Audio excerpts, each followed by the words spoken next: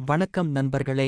இன்று நாம் பார்க்கப் போவது ஒரு மிக ரகசியமான ஆன்மீக முறையைப் பற்றி. சர்வலோக வசியமை என்றால் என்ன? அது உண்மையிலேயே சக்தி கொண்டதா? எப்படி தயார் செய்வது?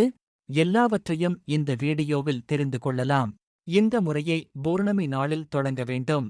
அன்று சுக்கிரஹோரையில் வெள்ளை விஷ்ணுகிருந்தி செடிக்கு காப்பு கட்ட வேண்டும்.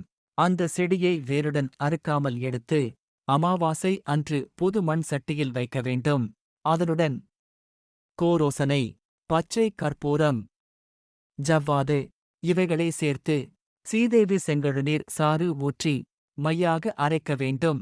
இந்த மையை செப்பு டப்பாவில் வைத்து பூஜையில் வைக்க வேண்டும். பூஜைக்கு தேவையானவை: தேங்காய், பழங்கள், அவல், பொரி கடலை, வெற்றிலை பாக்கு. பின்னர் இந்த மந்திரத்தை ஜபிக்க வேண்டும். ஓம் க்ளீம் வசிய வசிய சர்வ மோகினி வாவா வசிவசி ஸ்வாஹா.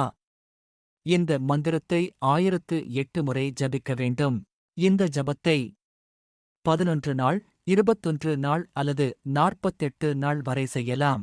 ஜபம் முடிந்த பிறகு இந்த மையை நல்லெண்ணெயில் கலந்து நெற்றியில் புருவ மத்தியில் அல்லது வலது புருவத்தில் தடவி செல்ல வேண்டும் என்று கூறப்படுகிறது.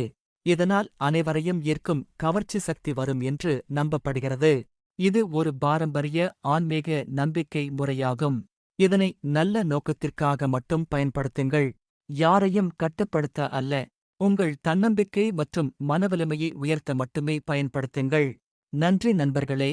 இதே போன்ற ஆன்மீக ரகசியங்களுக்கு நம்ம சேனலை சப்ஸ்கிரைப் பண்ணுங்க.